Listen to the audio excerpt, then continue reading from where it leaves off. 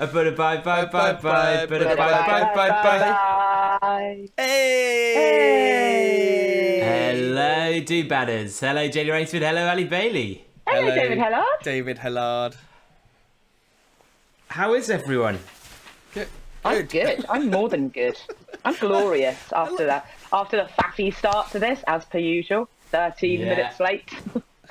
Well, you two couldn't be in more contrasting athletic positions, shall we say. Jody's claiming he's broken his toe, so he can't do anything. And Allie's, you've got to be in the peak fitness of your life, surely.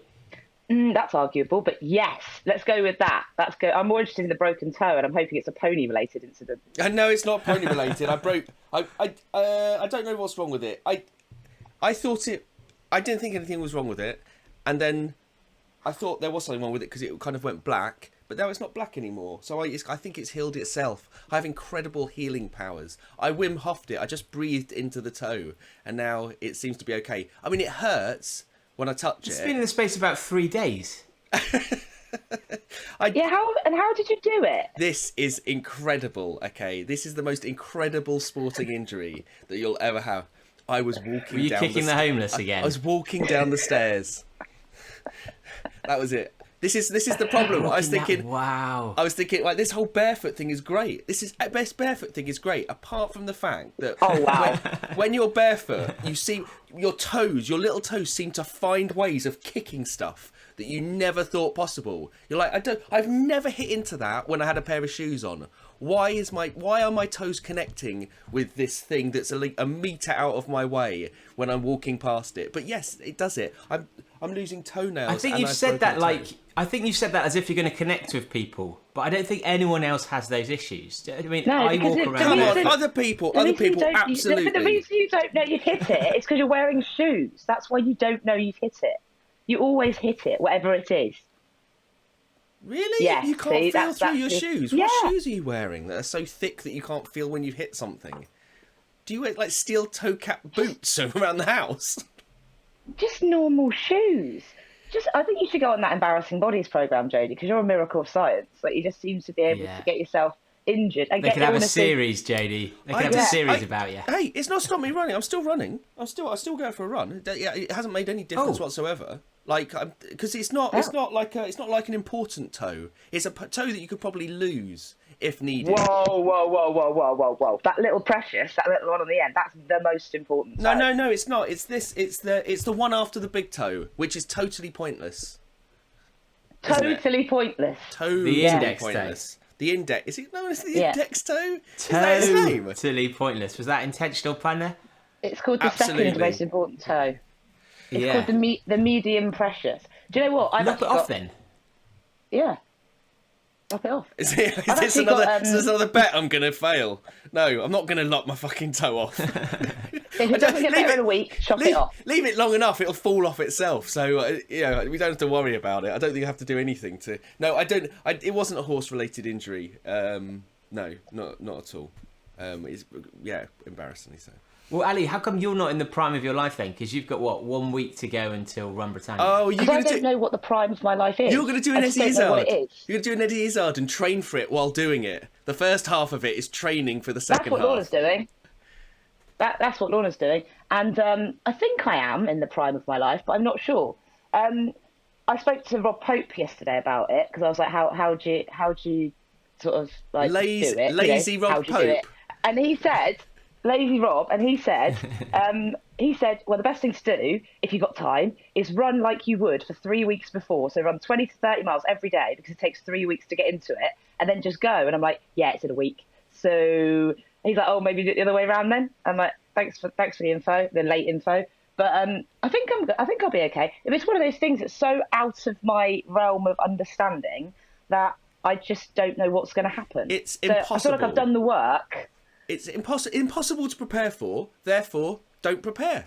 Like, there's no way to prepare for something like that, so just running it is the thing to do. So just don't. Okay, that's good. Well, don't prepare. Just don't prepare. I mean, like, you might need to prepare some, like, food and stuff or whatever. No, that's what the shops are for. I'm not worried about that. I feel like I am ready to do it. I just want to get it started now. It is still a week away, so... Let's. I mean, you're taking advice from the man who can't walk down the stairs without breaking his toe. I know. And Yeah, because I think Jody needs a bit more. Jody needs to prepare for stairs, because let alone even it's run because Britannia. It's because I'm my natural habitat is on the trails, and so when I'm at home, that's when I get injured. This is why this is just unusual. I'm such an adventurer. I'm such a pioneer. You should live in your garden then. Exactly. You should be camping the whole time. I can't. We've just had it re-turfed, and so we're not allowed to go in the garden at the moment. But yeah, I'll be walking barefoot on that new turf soon anyway. That's it. I just don't belong in a house. That's what Libby tells me. I don't belong in the house. I would absolutely love for you to actually react to this and go and live outside and see how long you last. I'm giving you 72 hours before you're back in your house. What are you talking I about? think that's optimistic. I've been camping for like 30 days. So what are you solid. most afraid of then, Allie? What am I most afraid of? What, life or just on Run Britannia? I guess we could do the life. It might be a longer episode, but Run Britannia. Okay, so I don't know what I'm most afraid of. I feel kind of weird about it. Like I feel like very calm, like super super calm, and not so worried about. I'm worried about being really tired and ratty. That's all I'm worried about. And obviously I'm worried about rolling my ankle and really hurting myself. But I don't think I'll try and make that not happen. I'll make sure I wear shoes for a start, and if there's any stairs, I'll kind of go down next to them, Jody, just to make sure. But I don't feel worried about it. I'm just like, I just want to crack on with it and see what happens and kind of react to it as it happens. But I think it's the tiredness. But then I'm like, well, if I go to bed at 8 o'clock every night, then I can't be tired, can I? It's all just really weird. Sorry, carry on. It's all just really weird. It's like, occasionally I'll freak out about it and go, Jesus Christ, that's 250 miles a week. But all we've got to do is run. That's it. There isn't any other job. So it's just getting on with it, isn't it? And I think boredom as well. Before we go on, can we just explain what Run Britannia is for the listener who doesn't know what Run Britannia is and just the extent of the challenge, because we've kind of got into it without any explanation. Well, basically, it's LEJOG, so Land's End to John O'Groats, but it's not the normal route, which is the horrible A roads and the big lorries. It's 1,000 miles. Longer. The easy route, it's the gentle. A lot longer. It's a scenic route, and it's running along a lot of the major trails in the UK. It does like a big chunk of the South West Coast Path, Offers Dyke, a big bit. It does like the whole of the West Highland Way, once you get to Scotland, and some non-salubrious parts like Preston, Wigan, and all those sort of places. So it's 50% road, 50% trail. It's 35 days. We run for 30, and we have 5 rest days. And it's a test pilot for Rat Race. So so basically there's 7 of us going, and then they're gonna put it on. They've actually put it on sale, and they've sold out for 2 years. They're taking 40 people a year. So that's going to be a bit different to taking 7, but that's what it is. It's to see if we can do it, and it's punchy. It's like the elevation's massive. It's 70,000 feet total, but the first week is 35,000 feet. So half of it, the elevation's first week. Well, it's good to get the easy bit. And the first week is also 8 days. So it's punchy, but we're taking normal people in inverted commas, because that's the people that will be on the event. So we're going to average 35 miles a day. Some days are 35, some days are 44, some days are 24, and see how we get on, basically. But it's fully supported. It's no like sufferfest. It's fully supported. So it's not like we're doing a Dan Lawson or a Carla. We're not like running 70 miles a day on an A road and then having a minute's sleep. It's actually quite cushy, which makes me think, you know what, it should be okay. But then I think we all live in a bit of an ultra bubble where we're like, people do this shit all the time, and actually they don't do it all the time, and it's not normal, and it might not be okay. But once you're like a week out from it, what could you do? And to be honest, there's no pressure, there's no time pressure. So it's just like, it's just an experiment. Like, what will happen when you take 7 people, 5 of whom are injured, and get them to do it? Like, I think 5 are injured. 5 are injured. Lorna's injured. Martin's injured. Oh, look, this is some excuses in early. Excuses in early. Oh, yeah. Wow. Quitting at Bristol. On it is a do-badder.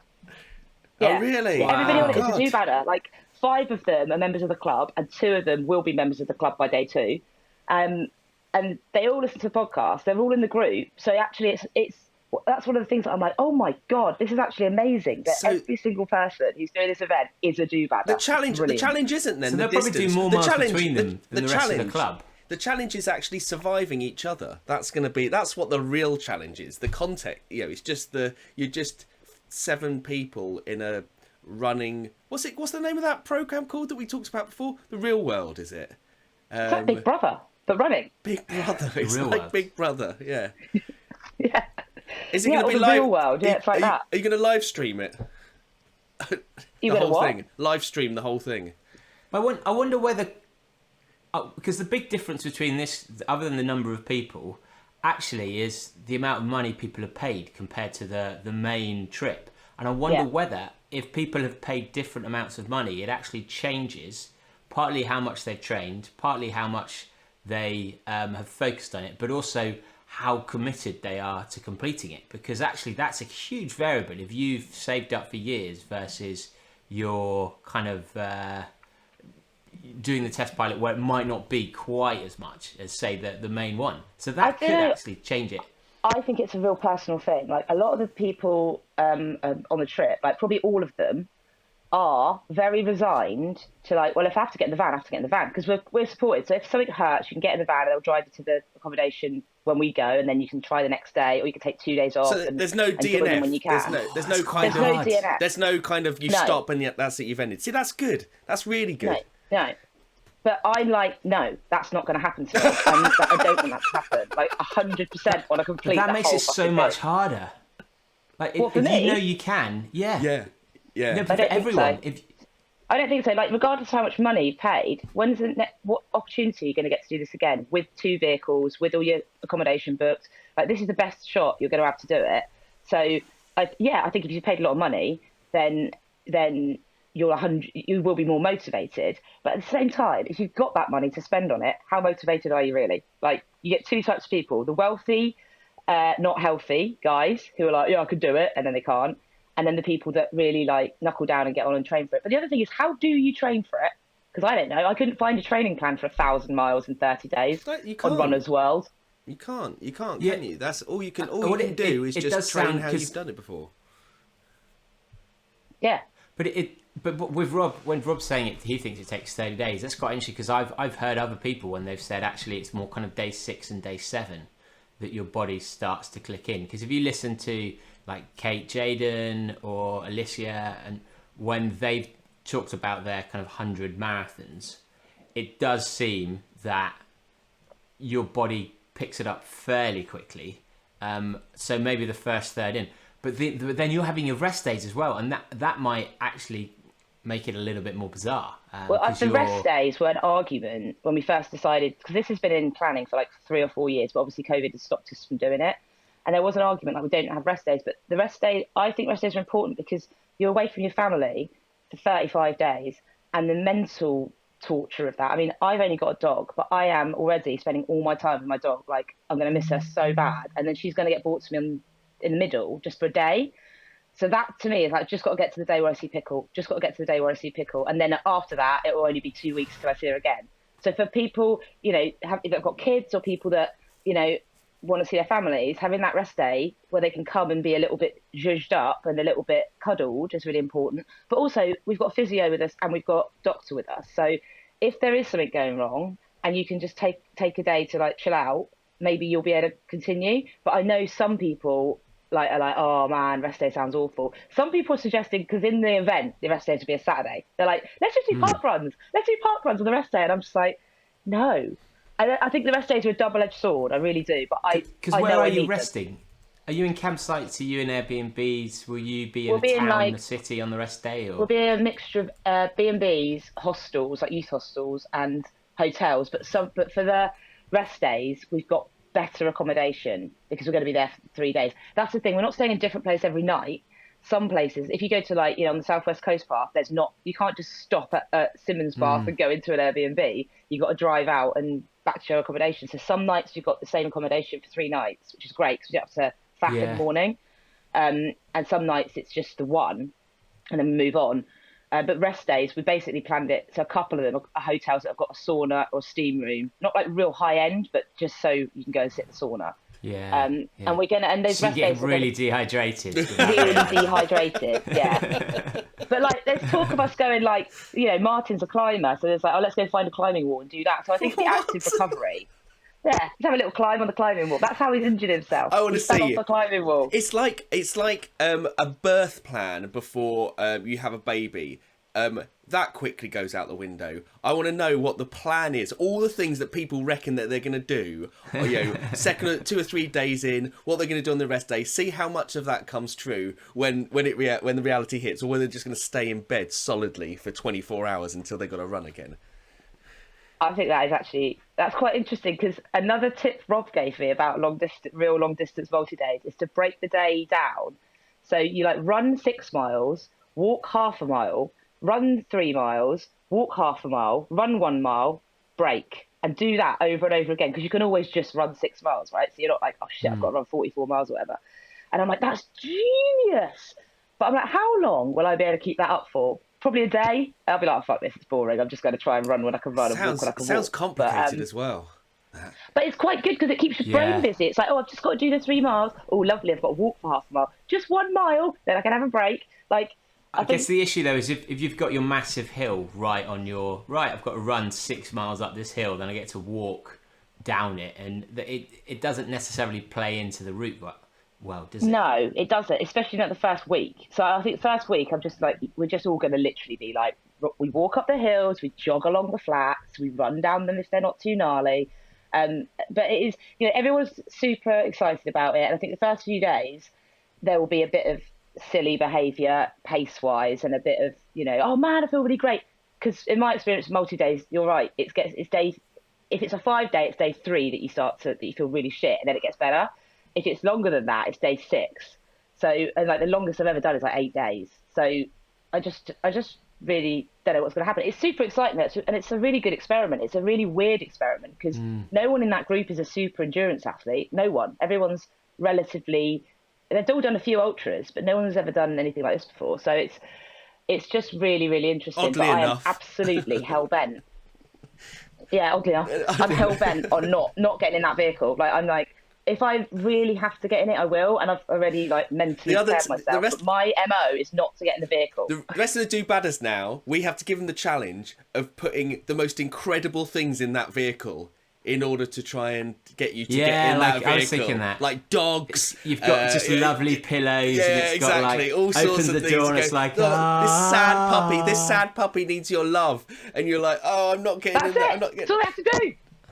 That's all I have to do is get the pie dog and put her in the vehicle, and I'm like, pie dog, and I'll be in it, and that'll be the end of it. What about different? And what would you say is the hierarchy paces? of injuries? Oh, go on. What injuries? The hierarchy of injuries. Yeah, if you're going to rate everyone's injury, who's got the least to the highest? Highest is Lorna. Everything is broken. And it's really broken. Lorna. Really broken, Lorna. or is she giving it that she's broken? Is there a difference between what they're saying and what the reality is? With Lorna, we went and did the Devil's Challenge a couple of weeks ago, which is 3 days South Downs Way, 30 miles a day. It's like a little practice. She was like, I've got a bit of cartilage floating around my body and I don't know where it is. Like, it's going to pierce her brain or something. How floaty? Like, how is it like popping up on her shoulder? Like, whoop, and then it's down in her elbow? Her cheek, like, pokes out. Ooh. She's like, I don't know. You're talking to see it go across the eyeball? she opens her mouth and it's there. It's coming out her ear. But she's like, this is a person that walks around with a broken ankle for 6 weeks, remember, okay? So I'm like, what are you talking about? She's also got their ankle strapped to this big metal thing. But she was only 15 minutes slower than me every day, and she did run every mile of that. So I'm like, is that smack talk? Is Lorna going to go and break Carla's world record and just smash the shit out of it? But I think Lorna is probably the one that's the most regularly injured. She is consistently injured, so that's good. Martin fell off a climbing wall, smashed his wrist, hurt his knee. Joe's got a dad back, so he's like, oh, I've got dad back. So, Amanda has done something to her shin. She thinks she'll be okay. I don't think Rachel's injured. That's a very vague one. Done something to shin. She doesn't know. I like the way it's not shin we're splints. almost insulting Rachel. Like Rachel. Yeah, Rachel. I think Rachel's all right, but Rachel had an 80-mile race last week and DNF'd at 17 miles because her stomach went, so that's good. And then Ross is an enigma because Ross lives, he's in tax exile and he's like, I don't know what he does. So I think Ross is probably the one that's not injured. He has to always be on the runner. He's always running. Yeah, he's on the run from the popo. So yeah, I think Lorna's the most injured. I'd say Martin, Ross is the least injured, or I'm the least injured. We're at the given this will come out. This will come out day 3 of the run. So if you're ranking most likely to DNF, there is no DNF, but most likely to quit. If you're going to say who's going to spend the most time in the van to the least time in the van, are you willing to do that? No, I'm not. I thought.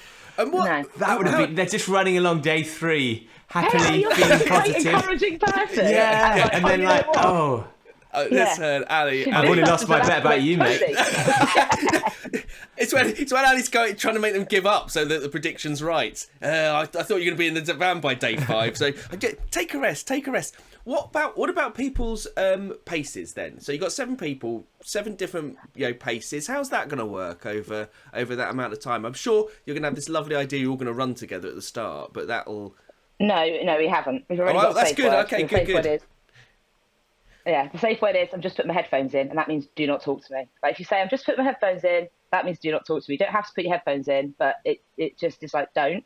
I think like we will all try and stick together for the first few days ish. We've all got the GPX on our watches. We'll have it loaded up every day. We know where we're going. We've got 2 support vehicles, so we can split into 2 groups, and you've got all day because it's June, so it's light all day.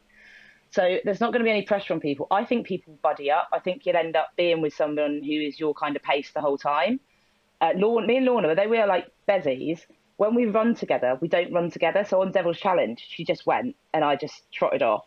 And she was jumping in bushes for various reasons, and I was trotting along. So although I started behind her, Why was she I usually jumping came in in bushes? before her. Why was she jumping in bushes? Because she likes to eat the berries. That's a euphemism for shitting in a bush. Oh, okay. Right. So So there's going to be all that. She creates the berries. She creates the berries. But we have said, look, if we come across somewhere nice for lunch, or if we're in Cornwall and there's an ice cream shop, I thought we come away somewhere nice for a shit. Then we'll share. We'll let everyone know. There's someone's front garden that looks particularly good and secluded. If we come across a luxury hotel, we might have a sleep. I don't know. Do you know what are they doing for like checkpoints? Is there specific food you've requested or specific goodies you've requested for their layout, or are you just carrying most of your stuff with you? Or it's test pilot, so it's real like on the hoof stuff. So in the event, they will have a checkpoint set up probably every 10 miles. This is what we're working out. How often do we need them? There was talk of every 10k, and I'm like, no, because that's faff. Like when you're doing 34 miles a day, just every 10 miles is fine. So we'll carry we'll carry a day sack, 2 litres of water, some snacks. We'll probably every 10 miles see the vehicle, and because we're on the hoof, they can get us whatever we want. So the orders have already gone in, and a lot of people are like, the usual stuff. But me and Lorna have started divaing it up, and she's not that much of a diva. She's like, I want some bananas, but I'm like, I want some watermelon, some fresh raspberries, and some spinach, and some pea shoots, and because it's just eating crap all day is just rubbish, isn't it? So yeah, we'll just ask them to get us stuff, and they'll get it for us. But From what I've done in practice during the day, I'm eating a bit, but not loads. It's like breakfast and dinner are the big ones. Like as long as you can like really eat at breakfast and dinner, you can snack throughout the day because you're not running fast. You're just running, aren't you? So we just ask them. We'll just tell them what we want. And also there are shops. There are, until we get to the outer bits of Scotland, there are shops. So if we do see an ice cream shop, I'm pretty much better we will stop and have an ice cream. So.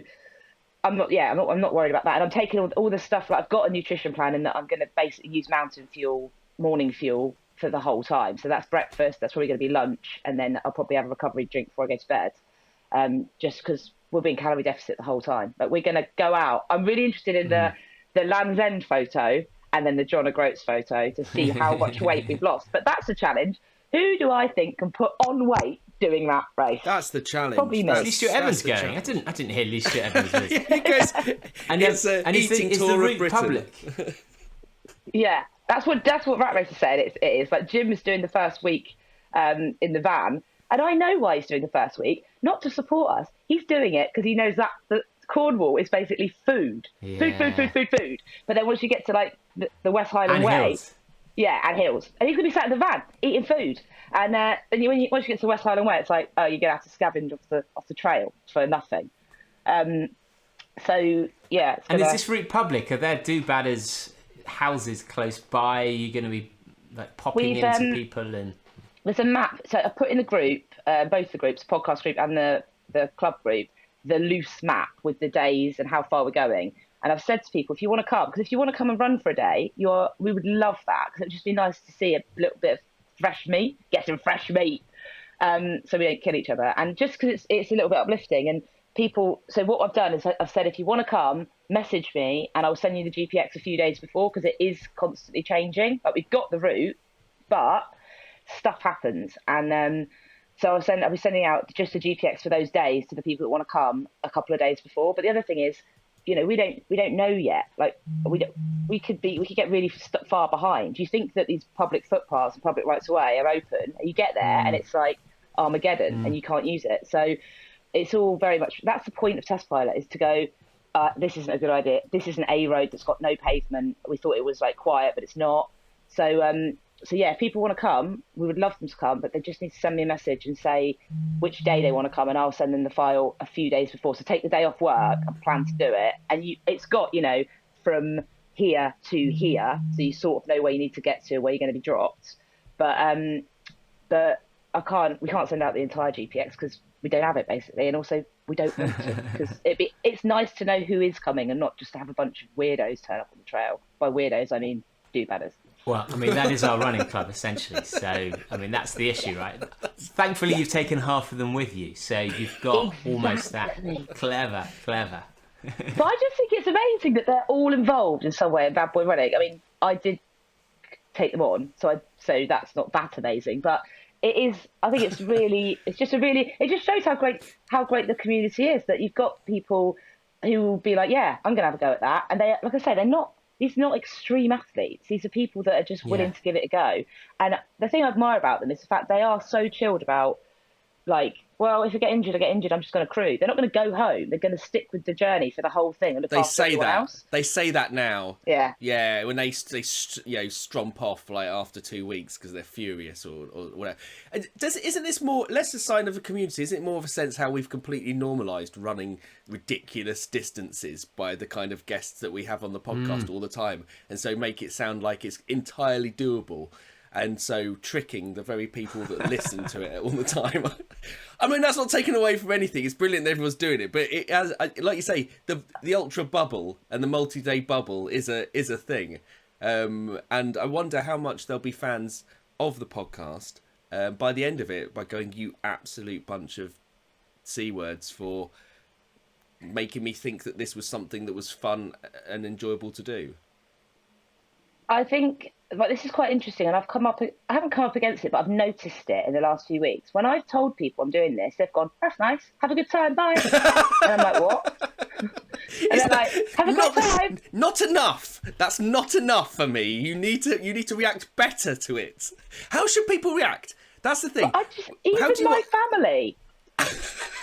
Like, my family are like, "Oh, that's a long way. Have a good time." And I'm like, no, can you just have a look at this? Just give me 1 minute. Just please tell me that I'm great. Please tell me I'm awesome. Please tell me that this is amazing. Not one person has gone, "That's impossible. That's really hard. How are you going to do it?" Everyone's just gone, "Okay then."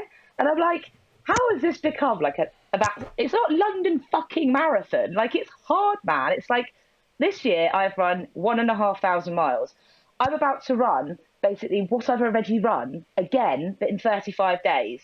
Like, that is fucking insanity. People don't do that, but everyone seems to be like, "Cool, that should be quite easy for you," and I'm like, it's not easy for me. So you're doing the double. You're doing the double then, Allie, are you? And you're like, yeah.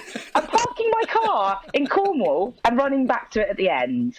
Like, but it is like, you know, this morning, Damo's gone out to do the Pennine Way again, and we're all like, oh, that's nice.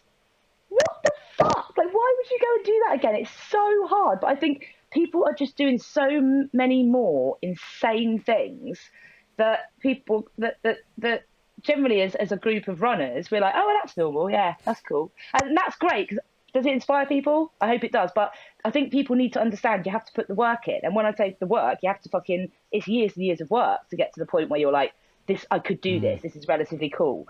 It's not just that's easy for you. It's like, you know, I'll be honest, I've trained really hard this year to get to a point where I feel confident to do this. I am confident, barring any bad injury, that I can do it, and barring my mental health, like falling off a cliff, or me, like, just getting to the point where I'm like, I can't fucking do this, which I know will be related to tiredness. I really want to achieve it, and it will be a huge achievement. But it doesn't really feel like that because of this ultra bubble that we live in. It's a bit, like, insane. So there's two bits to it. There's, hey, everyone, give it a go. And then there's, like, it is quite fucking hard. And how are you going to deal with it? Have you prepared yourself for the fact... I was probably going to ask the same question. Have you prepared yourself for the fact that at the end of it, you will have a lot of people saying, well, you had the car the whole time. Well, you were staying in Airbnbs, and on all the elements that they've done to create the event, people will be sniping. I don't think they will be sniping, because I think from the very start we've said, look, Rat Race are doing it differently. This is not supposed to be a sufferfest. And if you want to go and try the world record, crack on. You'll have a fucking horrible time. Ask Dan Lawson if he enjoyed that. I don't think he enjoyed it. Did Cara enjoy it? I don't think she did. But this is supposed to be a really epic, amazing, enjoyable way to see the entire of the UK. It hasn't been billed as like some sort of like super endurance toughness test. It is one, and it's hard, but it's hard for different reasons. And you know, a lot. You know, when we talk about 100-mile runners, you look at Tristan Stevenson or Richard McDowell, 12, 13 hours out on the trail. That's hard because they're running fast. But what's harder, 13 hours on the trail or 30? Because I've done a bit of walking recently, and being on your feet for longer is actually harder. So it's all about perception. It's like, I don't think people can say, oh, it's easier than so-and-so, because it's not comparable. Like, and also it's your experience and it's how you want to do it. And at the end of the day, we're going to see parts of the UK in detail that are absolutely stunning and glue them all together. And it's the world first. It's the first time this route's ever been done. So, you know, I don't think do you know what? I don't think anyone would dare say anything like that to me, because they know I'd fucking rip their head off and shit down the hole. Like, but... Well, social media, that's what social media is for. They won't say it to you. It'll be anonymously on various things, won't it? Good luck with that. Like, the last person that tried to troll me anonymously did actually get an email straight to their email account from me, because I tracked their IP address. So, David, you got caught. Yeah, give it a go. You got caught. Yeah, you got caught. So you mentioned there that the one thing that might derail you is mental health, and you know the fact that your mental health might suffer because you get tired. What are you going to put in place? Because the thing is, tiredness is going to happen. And there's going to be moments of that. How are you planning for that? Because I think that's the thing that a lot of people don't think about and don't plan for. So, what is your plan to cope with that? Have other people been, you know, around you being sort of pulled in to know how to help you, or and for each other? How's that kind of going to work? So the big difference between now and then is that I don't drink anymore. So I stopped drinking 10 months ago. And that has made me, because I'm an alcoholic, and that has made me so much better quite immediately. But also I've done a load of work on how I see myself and how my thoughts about myself aren't actually true. And I've created them over like 25 years of telling myself this story that I'm a piece of shit or I'm not good enough. And that still creeps in, but I now know how to cope with it. So I've done loads of writing. I've got a coach to help me understand why I think that way. I've done, I started coaching people, and I've put in play. And I know when it starts, and I literally say out loud, I'm like, stop, and I just stop everything I'm doing and go through to take the fact out of the fiction. And that's basically how I'm going to cope with it. I know I am not going to have any kind of mental health crisis on this event because I've got other people with me and I feel like I've got a duty of care to them. I want them to be okay as well. And if I do decide that I just need to take a minute, and that's what it is, it's taking a minute or taking 10 minutes or taking half an hour to go and be and sit and write and go through everything I've learned about how my brain tries to stop me doing stuff. Like I've already put that in place, but also I've got all my family at the end of the phone, and I've said to them that I might phone you at weird times of day. You don't have to pick up, but if you could call me back, because I'll just be running along and I just want to talk to somebody like about shit. I've got Julius looking after Pickle, so I've got my best mate looking after my dog, sending me dog updates, so that'll be wonderful. And I've got the people that are there know me, so it's like if I want to take a minute and sit down and have a chat to Lorna will tell me to buck my fucking ideas up, whereas Amanda will give me a cuddle. Like there's people there that can help in all those situations. But I think the most, the thing that will help me the most is having other people to concentrate on, because when I've got that, I'm really distracted. So I'm like, I feel like shit, but so do they. So I'm going to cuddle them and make them feel better. The thing I think I'm most worried about is coming back. Like, because the happiness tax is the thing that worries me. You finish something epic and then you just drop. Like, because you got the thing you were training for is gone. But I've taken a week off. I'm going to come straight back, get hold of my dog, and then I might go see my sister for a bit. And I'm completely aware that might happen. It might not, but like I say, now I'm so super guarded about my feelings, and I don't want my feelings and my thoughts and my stories to mess me up. So I have put things in place. It's not a guarantee, but I do have stuff in place. And the other thing is, I'm worried about if I get upset or if I start, because I will cry and I will be tired, and I'm going to document the whole thing on Instagram, and I'm going to be totally honest, because it's not going to be fine wine and Belgian chocolates the whole fucking time. It's not really any fine wine. Don't drink wine anymore. But it's not going to be like great. And I think people need to know that it's okay to get upset. And it's okay to be like, fuck, this is really, really horrible and really, really hard. And usually if you have a sleep, you will get through it. So I'm just worried about my "you're not good enough" story cropping up. But I'm pretty sure that story I can dissipate because I've got the other people there. And like I say to them, I'm telling myself I can't fucking do this. And they'll be like, yeah, you can. Let's go. And it works better like that. So hopefully it will all be fine. And like I say, I have done a fuck ton of work on myself in the last 10 months because I want to be super fit physically and mentally for this. And I believe I am. And I just can't wait to get going. I mean, the first day goes past where I DNF'd on the arc. So let's see if I have a mental breakdown by the DNF on the arc spot 7 miles into the fucking race. Is that where it is? You hope as well, because like the fear factor in any day, you'd hope would be smaller than things you've overcome in other races, because you'd imagine the first mile of each day, while feeling awful, you're going to think, well, let's give it a go. And then you because you've only got 30 miles and you're breaking it down to 6 miles, you're not thinking, I've got 70 miles left to go. I've got ... So hopefully the format will actually mean you can mentally prepare a bit better for each day and never have that absolute horror of looking down such a long road as such. Yeah, and that's one of the things I've learned generally in the last 10 months, year. It's just one day at a time. It's like anything. It's like one day, just today, just do today. What's going to... And instead of going, oh, fuck, I've got to run 44 miles, I'm going to be like, I'm going to try and frame it as, we're going on another adventure. What's going to happen today? Because lots of fun stuff will happen. Lots of weird stuff will happen. We'll be navigating, so we'll be concentrating. We'll be going to visit ice cream vans. How many dogs am I going to see?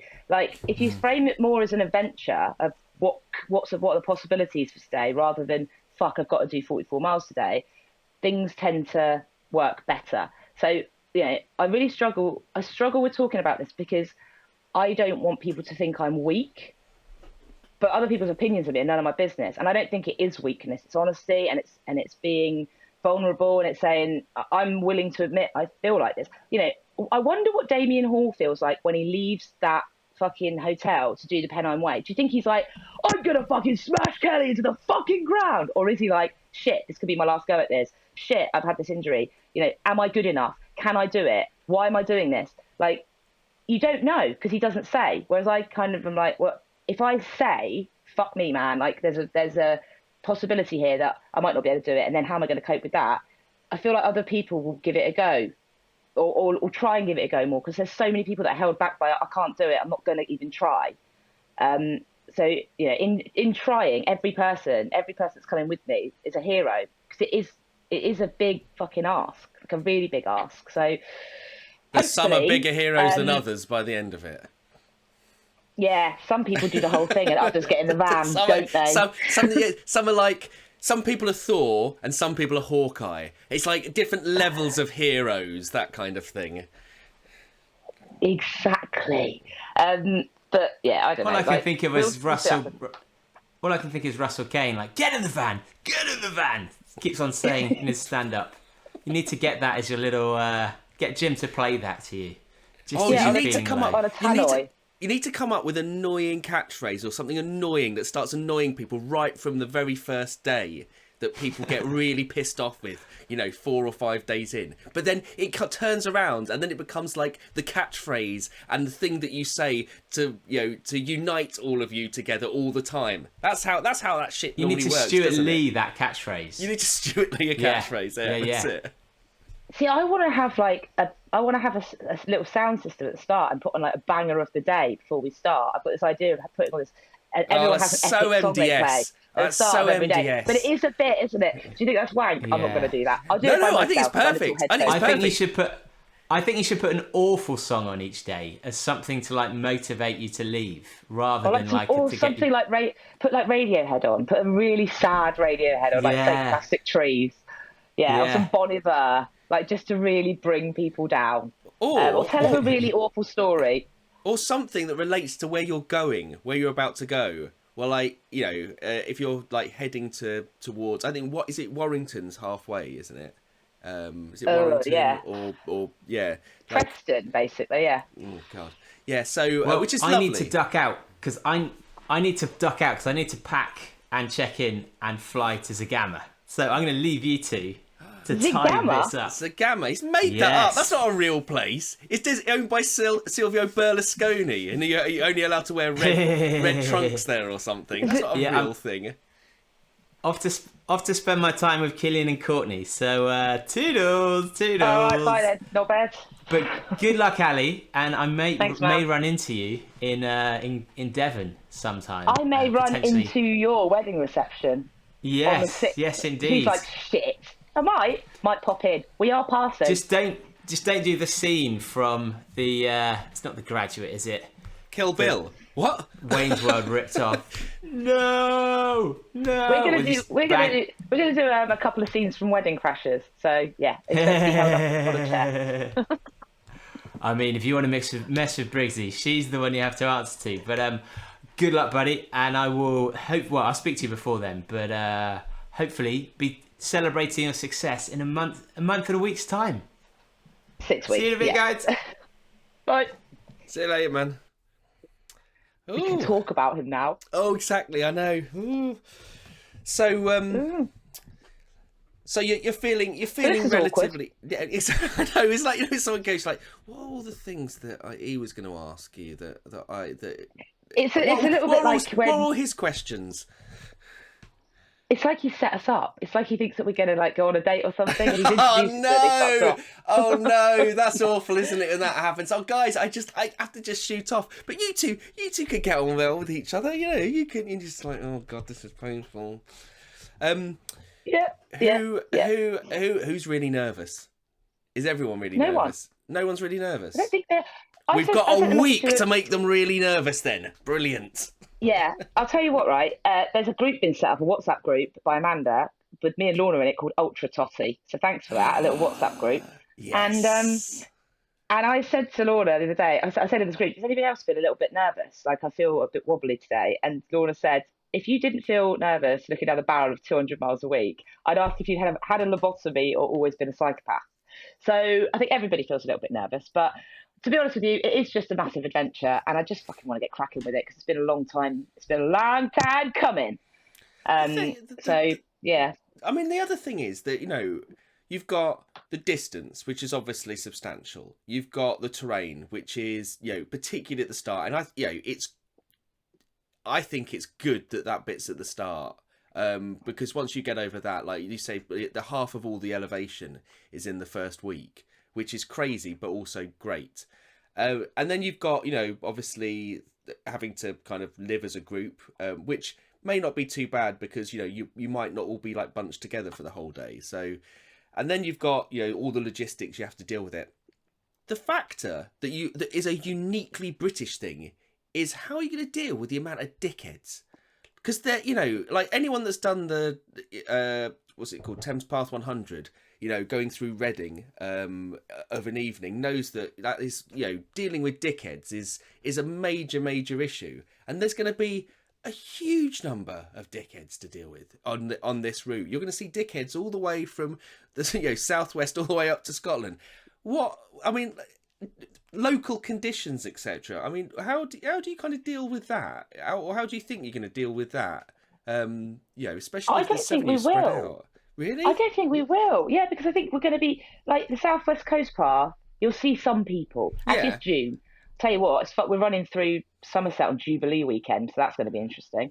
But I don't think we will. I think, and do you know what? One of the things I really want to do is see how much shit I can blag for free. And when I say shit I can blag for free, I mean food and things like saunas and swimming pools and free entry to hotels. So I don't think we're going to meet that many dickheads. I think it's going to be, and we will take every opportunity to tell people what we're doing. So I'm not that worried about it. I'm worried about getting into places that are really horrible and industrial and awful. Like there is a bit where we run into Scotland and it's just really shitty, and that's just going to be just mind numbing and just sad. But I'm not really worried about that. I think I am worried about boredom, and I'm worried about existential crisis when you look into the future and just be running and nothing else. But I'm quite excited for the people that we meet, especially the people in Scotland. They're delicious. Yeah, it's just that's the thing that I got most when I was reading Sean Conway's books. That's the thing that I kind of got out of those, is that there's a lot of dickheads around. But then he was doing things like on his bike and stuff, and so he had to leave his bike with things when he was doing things and stuff like that. So that was a bit different. So yeah, I wonder how much of an issue that is in anywhere else. Compared with Britain. Well, stay tuned.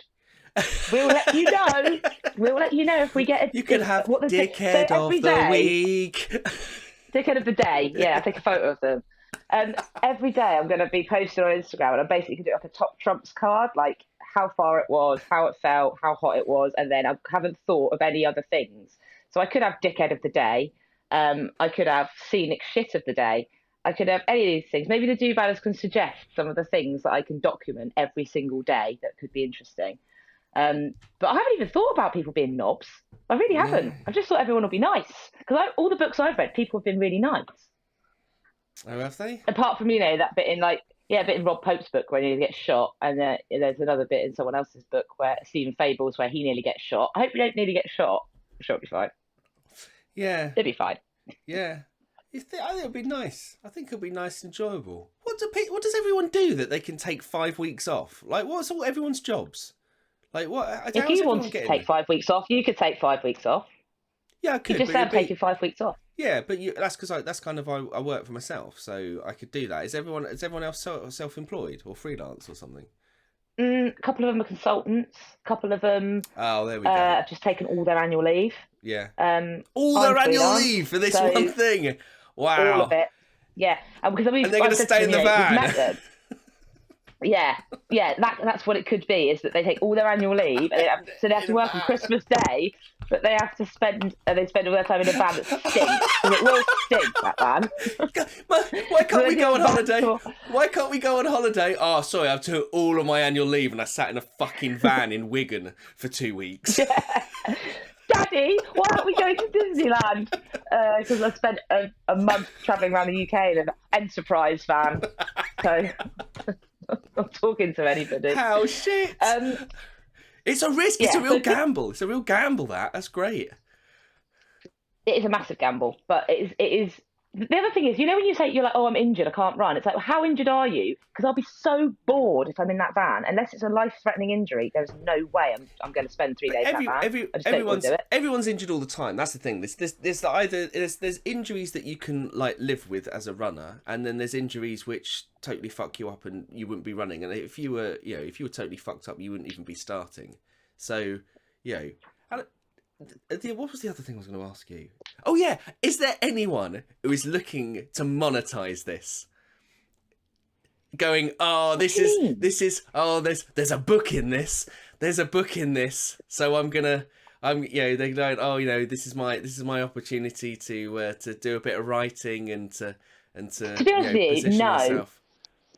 Not yet. Because everyone apart from me is so lovely and chill and not bothered by like social media or like their brand, because they don't have one. I mean, I'm like, I want to do this because I want to prove I can. I don't want to prove I can do it. I want to do it because I want to do it for me, and I do want to prove to myself I can do it. But I'm the only person that gives a fuck really if I can do it or not. But I thought about it for my book. I thought about writing a chapter at the end about Run Britannia, and then I'm like, it's so fucking boring. Who wants to read about 35 days running the length of the country when it's like, got up, felt shit, did some running, finished. Got up, felt shit, did some running, finished. Because that's basically what it would be. Who wants to read about running? Generally, nobody. People want to read about. People want to read about like dark stuff and like triumph in the face of adversity. Exactly. And so I don't know. We'll see how it works. I don't think I'm going to come out and go, there's a book in it. I don't think anyone's trying to monetize it. I think it's actually really quite like inspiring that people just want to do it for themselves. Like having that, I just want to do it for myself is amazing. I have a different agenda. I want to do it to show the people that are who've paid to do the event can do it, and I want to do it for me, and literally so that I can, put it on my CV of things that I've done. And the other thing I want to do it for is because it's training for Dragon's Back. Like it is my Dragon's Back training is this. If I can get through this, pretty sure I can get through Dragon's Back. I don't know why you position Dragon's Back as harder than this. That's hilarious. Why do you think it's harder? Why do you think it's harder? Because it's got cut-offs and it's 12,500 feet of elevation a day for 6 days. That's hilarious. And it's timed. So I'm like, get this done, lovely. Spend 2 months training in Wales, crack on with Dragon's Back, go and finish the Arc of Attrition, win Sports Personality of the Year. Hurrah! And so wait a minute. Your idea is to inspire people by saying you can do this, by being an incredible athlete who has run fucking 1,000 miles across the country, done the Dragon Back, and then finished Arc of Attrition. Oh, the normal story of a typical person doing typical races. That's fucking insane. You haven't read my book. I haven't finished it yet. But it is like, listen, mate. I don't do that. You know that I fucking have a job. Which is running. But top 10 most endurance athletic person in the world ever. According to the Guardian. That's not what that said. I'm pretty sure that was the exact title. No. I don't know. This is difficult. I struggle with everything I do. I struggle with going for a 9-mile run in the morning. I struggle with going for a 5-mile run. I struggle with even putting my kit on. I hate. But once I'm out there, I really enjoy it. And I think that's the thing. Like once you're out there, you can really enjoy it to the point where you can run 1,000 miles across the UK. And is that the place to end this? Get your kit on. You can run 1,000 miles across the UK. It's just one thing leads to another. Here's an idea, you massive pussy. Put your shoes on, run 1,000 miles, stop whinging about your life. Inspiring! I think that would be a punchy way to start a book about running. Put your shoes on, 1,000 miles. Yeah, exactly. Don't. You're not allowed to say a word to me until you've done that. Or just all of your problems are your own fault. Just start it with that. And this is the only way of running away from them. None of them can be solved by running. No, exactly. Yes, exactly. And they will. And even if it doesn't matter how far you run, they will catch up with you. All the best. I'm interested to see how long your Instagram posts are going to be, and whether you kind of, you're kind of enthusiastic at the start of the week, the first week and everything. It gets to like day kind of like 25, something like that, and you're like, fuck it, I'm just having some pictures and a few hashtags, and that's it. I'm done. I'm not doing the big long posts about how great everything is anymore. Just it's some pictures. Fuck off. I'm actually doing it quite strategically because I don't want people to get bored. So I'm literally going to do the beginning of the day, the middle of the day, and the end of the day on stories, and then I might do a reel or two if I can be asked. But literally, I'm using it as a diary, and I'm using it so that when people come and do Run Brit, they can actually go back and look at my posts, and I can remember as well. So when they ask me questions like, "What's the bit like when you get to Offers Dyke? What's Hay on Wye like?" I can go back and go, "This is what it's like." And if I do want to write about it, it's all there. I've already recorded it, but I don't. I want to take people on the journey, and I want to show them how these massive multi-day days work, in all honesty, and show them the whole like awfulness, greatness, like dichotomy of the whole thing. But I don't want them to get bored, and it is like when I'm with other people, I have to like really like be conscious of posting on Instagram, because I just don't, because I'm having a nice time. When I'm on my own, I'm bored, I'm all over it. So we'll see how it goes. But when I'm happy and in a nice place with other people, I don't post on Instagram. There's the most damning indictment of social media ever. When I you just summed it up. You summed up the problem with social media right there. When I'm living a real life and I'm present in my life, I don't post on social media. But when I'm bored and I want people to think I'm living a real life, I do. It's all fake. Amazing. But that's how it works, isn't it? You don't sit with someone you really like scrolling through the gram. You sit with someone you really like having a great conversation. You only scroll through the gram when you're fucking bored or you don't like where you are. So that's how social media works. Let's face it. So I'll be conscious and make sure that I do it, because I know there's people that are really interested. But at the same time, I ain't going to be spam botting everybody, because by day 10, everyone will be like, fuck that shit. People are interested in the first 3 days and the last 3 days. They're not interested in the rest of it. And if someone gets hurt or injured, or there's a police and if someone involved, gets hurt, yeah, that's it. Like, yeah. If there's blue lights. And I'm going to lights... tell you this for nothing. Joe Butler, he's coming with us. We met up a month ago, all of us, apart from Ross, because he was in his tax exile. And we went for a run. 2 minutes into the run, Joe fell over on day 1. He fell over and he cut his knees. Day 2, we went up to the Yorkshire Three Peaks. 15 minutes into the Yorkshire Three Peaks, Joe fell over and cut his knee again. So I'm reckoning, how many times can Joe fall over? I think it will be once a day. And I think by the end of it, he'll look like the mummy out of like He-Man, like Mum-Ra. He'll just be covered in bandages with like fucking bits of blood poking out, because he's very accident prone. But he's such a bloke about it. He's like, everything's fine, and his arm's hanging off on a thread, and his wrist is back the wrong way. It's like, it's all fine. I'll just put a buff around it and keep running. Whereas I break a nail, and I'm like, oh, I broke a nail. So yeah, it will be fun and interesting, and I will keep people updated on Instagram. And I tell you what, if you want to do a bad stuff halfway through with me and Lorna, you're more than welcome to see the reality of how much we hate each other. Oh no, that would be good actually. We should do a separate one with each of you. Just like, oh, what's it like being with Allie? Where you ask us the same questions. Yeah. What's that program called? What's that program called where you test out, with your partner, whether you think the same things or whether you know the answers to the same things? Mr. and Mrs. Mr. and Mrs. Yeah, that's it, isn't it? Yeah. Do that. Yeah. Yeah. How's it been so far? It's been fucking awful. Yeah. What's she like? What's she like as a roommate? She fucking snores. I'm great. I sleep like a log. Yeah. I've been sleeping amazingly. Oh, it's incredible. Like having some of the best night's sleeps. I don't know if I told you this, but Lorna is very needy. Like when she's crewing me, she's like the mother. She's like the mothership. She's amazing, and she's like solid, and she's happy to stand out in the rain for 4.5 hours. But when you're with her on a race, she's incredibly needy. Oh, could you run me a bath? Can you read me the menu in French? That sort of thing. So I don't know how much of that shit I could take. She deserves it though, doesn't she? She deserves it. She does. She deserves everything she gets, Jody.